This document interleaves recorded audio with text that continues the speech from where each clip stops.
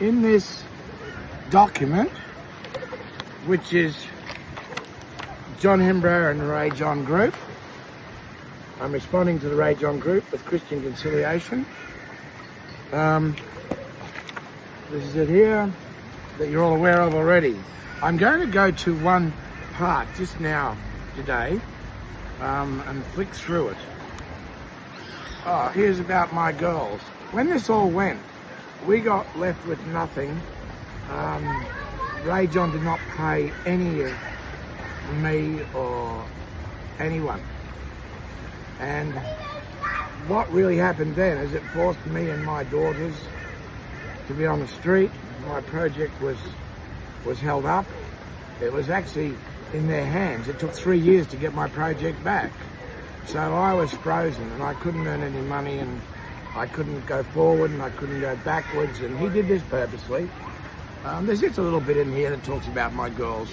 My daughters were 8, 10 and 12 and I'd been put on the family pension. Below are photos of the girls in 2003 taken at this time when we were under assault, abuse and put on the street. The losses to my family and future were catastrophic. They didn't even give my film back. This was a significant damage, and how could I explain to the FFC, who were going to back the film in the first place, I didn't own it anymore.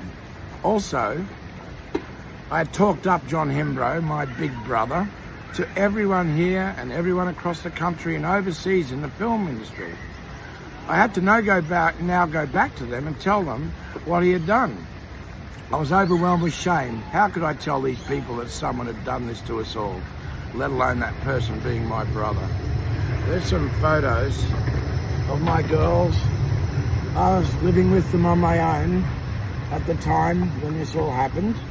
I'd worked for like 15 years and had a background of 30 years to get to this point. Meanwhile, John and Judy decided to go overseas and have a holiday. I'll never forget that day they drove off, leaving me shattered and everyone else astounded. They stole my script, my work, my livelihood and my future. The real sad part about that is that John did that purposely.